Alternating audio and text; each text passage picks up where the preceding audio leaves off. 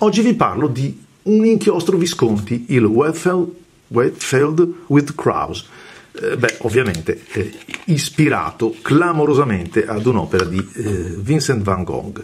Eccolo qua, il calamaio, quello piccolo da 30 ml, tra l'altro inganna perché sembra più piccolo di quello che invece non è in realtà. Un calamaio squadrato, mi ricorda qualche altro prodotto del genere, il logo Visconti qui sopra e la serie è quella un pochettino più prestigiosa rispetto agli inchiostri, per così dire, base della stessa azienda. Andiamolo a provare, l'ho caricato sulla Kaweco Student, una delle penne più simpatiche e oneste del mio repertorio, e vediamo che tipo di tinta ci produce.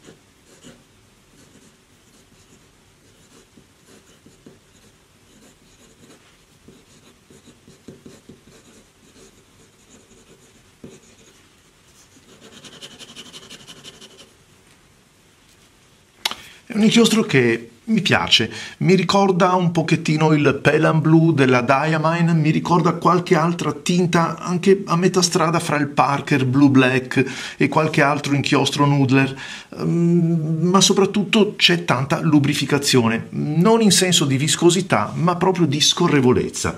È vero che sto parlando anche di un pennino scorrevolezza, di un pennino che è un pennino B, che chiaramente, insomma, come vedete, è generoso di suo, però funziona davvero molto bene e, insomma, la resa è davvero buona, almeno ai miei occhi. Inutile dire che crea ovviamente un ottimo contrasto con la carta, con questa carta anche se rigata, si legge benissimo, molto omogeneo, lascia poco spazio all'effetto shading, alle sfumature, lo vedremo poi anche in un altro riscontro, però è bella la tonalità, mi piace davvero molto. Vediamo se passa il foglio, ma come vedete neanche dove ci ho dato dentro passa il foglio, quindi anche questo buon segno, tanto più che l'ho utilizzato su un pennino abbondante, un pennino B. Andiamolo a vedere con un pennino ancora più largo, eccolo qua, il pennino di Leonardo, questo è un 1.5, l'ultimo che ha creato, almeno alla data del video. Qui possiamo notare qualche variazione nella profondità, ma è dovuto solamente alla velocità, all'addensarsi quindi dell'inchiostro sul pennino. Diventa invece molto più scuro, come potete apprezzare, quando viene utilizzato con un pennino ad intinzione. mantiene invece la sua profondità, la sua qualità anche del pigmento quando vado a provarlo invece con un pennino di tipo sottile, un pennino fine come questo. E ancora, eccolo qua, un'altra prova con il pennino della Kaweco che ho appena fatto, però questa volta su una carta diversa, una carta puntinata che vedete sposta quel pochino, proprio pochino rispetto a quello che si percepisce qui. Un bell'inchiostro, non c'è niente da dire, assolutamente. Lo metto a confronto con il Pelikan 4001, giusto per darvi l'idea della differenza cromatica fra i due, giusto per capire dove collocare per l'appunto questa proposta di Visconti. Come vedete io qui in Visconti noto un po' di giallo che va appunto ad attenuare la profondità del blu, ma così come trovo una contaminazione abbastanza evidente di rosso nel 4001 che va per l'appunto, vediamolo incrociato, a virare questo colore. Un inchiostro che, come vi ho detto, potete trovare anche da Gold Pen, e col codice sconto Marco Chiari, o comunque insomma scrivendo che siete iscritti al canale, potete senza dubbio avere anche così un piccolo omaggio, perché no, anche un po' di sconto se fate un ordine di un certo tipo. Ciao a tutti amici e alla prossima!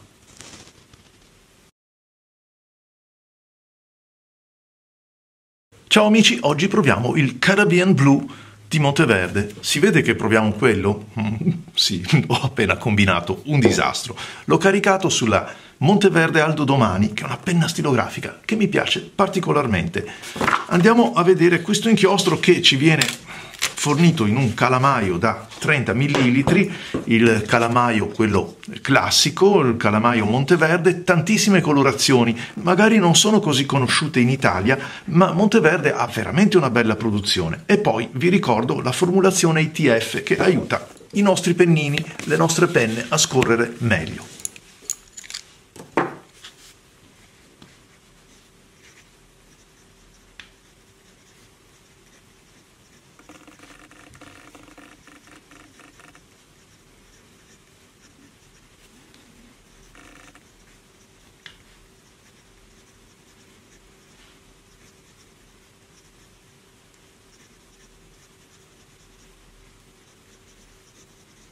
Beh, la tinta ricorda veramente quella dei mari tropicali.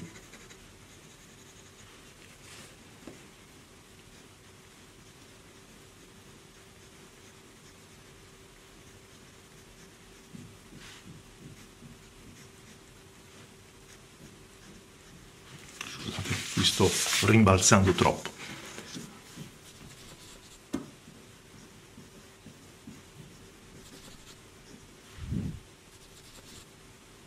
Diciamo così, il flusso.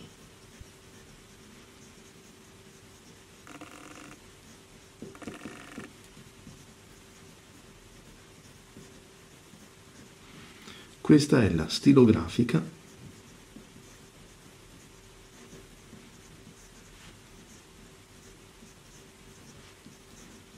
Sapete che c'è una curiosità su questa penna. Quando l'ho recensita per la prima volta sono andato a vedere, a leggere, a capire chi fosse Aldo Domani, questo personaggio italiano, come si vede anche dal tricolore riportato sulla veretta della penna, insomma, di cui non conoscevo l'esistenza, non sapevo chi fosse. Cerca, non salta fuori niente. Insomma, ho dovuto chiamare Monteverde per chiedere: ma chi è Aldo Domani? Scusate la mia ignoranza. Oh, non si preoccupi signor Chiari, ma Aldo Domani è un personaggio che non esiste, è stato inventato perché negli Stati Uniti Aldo Domani, pronunciato nel loro modo, suona molto bene, e così abbiamo intitolato questa penna. Ecco, questo spiegato l'arcano di Aldo Domani.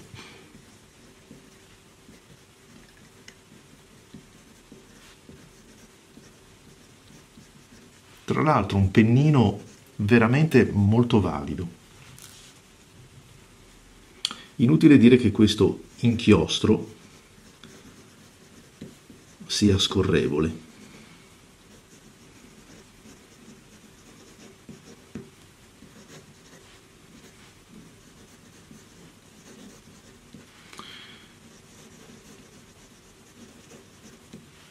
molto fluido. Diciamo che anche il pennino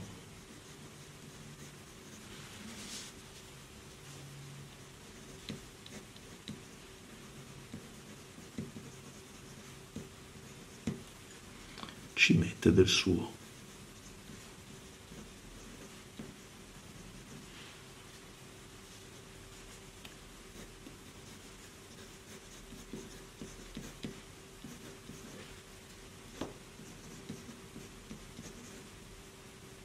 Questo è il Caribbean Sea, ok.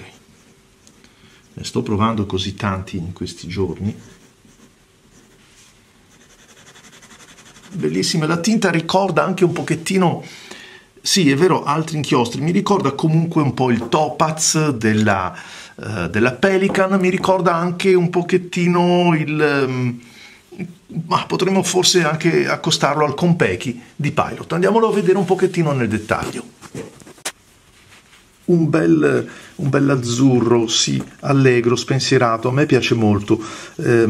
Ovviamente un inchiostro, secondo me, dedicato a chi scrive, perché rende la scrittura molto fluida, non affaticante, soprattutto se poi la utilizzate con un pennino come quello che ho utilizzato io, un pennino medio, avete assolutamente una combinazione azzeccata. Ma anche con i pennini più sottili, come vedete in questo caso ho utilizzato un pennino fine, sì, ecco, un turchese, un azzurro veramente molto, molto valido, che mantiene la sua caratteristica così di brillantezza, possiamo dire, di luminosità, anche quando lo utilizziamo in corrispondenza di un pennino molto più ampio, come in questo caso il pennino 1,5.